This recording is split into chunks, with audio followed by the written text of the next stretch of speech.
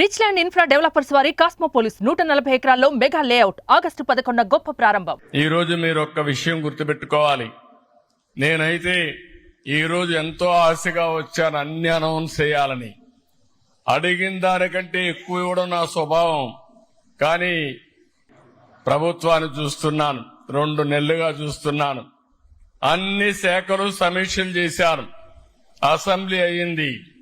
కానీ ఈరోజు మీరు చూస్తే ఖజానా దివాలా తీసింది.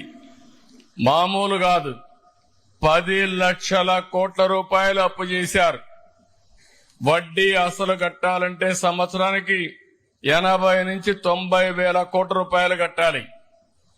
ఆదాయాన్ని పెంచకపోతే మనకొచ్చే ఆదాయం అప్పులు కట్టడానికి కూడా చాలే పరిస్థితి లేదు. అంటే పెను సవాళ్లున్నాయి. కానీ ఈ సవాళ్లను అధిగమించడానికి ఈ ప్రభుత్వం దృఢ సంకల్పంతో పనిచేస్తామని చెప్పి కూడా నేను మీకు తెలియజేస్తున్నా.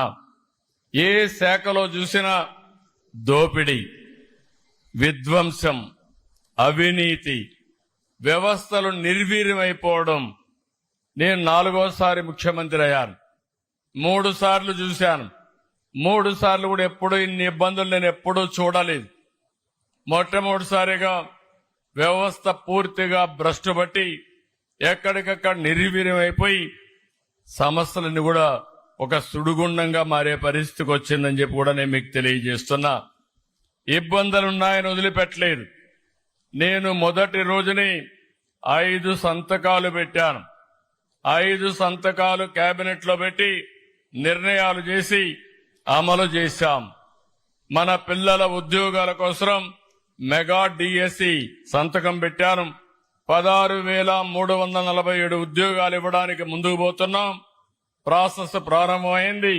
వీలైన తొందరలో ఈ ఉద్యోగ నియామకాలు జరుగుతాయని చెప్పి కూడా నేను మీకు తెలియజేస్తున్నా.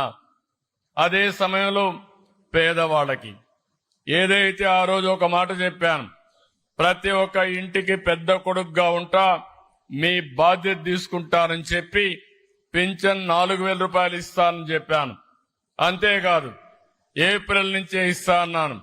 అందుకే ప్రభుత్వం వచ్చిన మొదటి నెలలో 7,000 రూపాయలు ఇంటికి తీసుకొచ్చి ఇచ్చిన పార్టీ ఎన్డీఏ ప్రభుత్వం, తెలుగుదేశం అని చెప్పి నేను మీకు తెలియజేస్తున్నా. ఇసుక కూడా దేవుడిచ్చిన వరం. ఇది దేవుడు వరం ఇచ్చిన పూజారి ఇవ్వడన్నట్టు దేవుడిచ్చిన ఇసుకని వీళ్ళు అమ్ముకునే పరిస్థితికి వచ్చారు. చాలా దారుణంగా చేశారు. 1,000 కోట్ల రూపాయలు ఖర్చు పెట్టినా ఇసుక దొరికే పరిస్థితి లేదు. పేదవాడు ఇల్లు కట్టుకోవాలంటే సమస్య అయింది. ఇంకో పక్కన భవన నిర్మాణ కార్మికులు పూర్తిగా దెబ్బతినే పరిస్థితికి వచ్చారు. అందుకే ఆలోచించాం, ఉచిత ఇసుక ఇస్తా అన్నాం, మాట నిలబెట్టుకున్న ప్రభుత్వం ఇది. అందుకే ఈరోజు ఉచిత ఇసుక ఎక్కడికక్కడ ఇస్తున్నాం. ఒకటే హామీ ఇస్తున్నాం, రాష్ట్రంలో మీలో కూడా చైతన్యం రావాలి. మీ పంచాయతీలో మీరు ఇసుక బుక్ చేసుకోండి. మీరు ఏ రీచ్ కావాలో ఆ రీచ్కి వెళ్ళండి. ఈరోజు రైల్వే స్టేషన్ పోతే ఊబరైజేషన్ ద్వారా ఎట్టయితే ఆటో ఎక్కొస్తామో, ట్యాక్సీ ఎక్కుతామో, అదే విధంగా నిర్దిష్టమైన రేట్లతో మీ ఇంటికి ఇసుక వచ్చేట్టుగా చేసే బాధ్యత ఈ ప్రభుత్వానిదని చెప్పి మరొకసారి మీ అందరికీ హామీ ఇస్తున్నా. ఇదే కాకుండా ఇంకొక పక్క పోలవరం, అమరావతి మళ్లీ పునర్నిర్మాణం కోసం ముందుకు పోతున్నాం.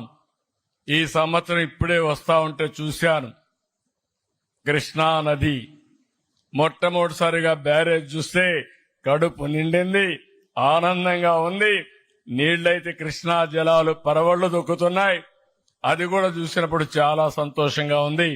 దుర్గమ్మ తల్లి దయ వల్ల ఈ నెలలోనే కృష్ణా నది కూడా ఫుల్గా శ్రీశైలం నిండింది, నాగార్జున నిండింది, పులిచెంతల నిండింది, రాయలసీమ కూడా నీళ్లు వస్తున్నాయి. కాబట్టి రాబోయే రోజుల్లో నీరుంటే ఏమైనా చేయొచ్చు. అలాంటి రిజర్వాయర్లు నిండే పరిస్థితి వచ్చేందుకు సంతోషం అని చెప్పి కూడా నేను మీకు తెలియజేస్తున్నా. సుమన్ టీవీలో మీ పర్సనల్ అండ్ బిజినెస్ ప్రమోషన్స్ కోసం కింది నెంబర్కి కాంటాక్ట్ చేయండి.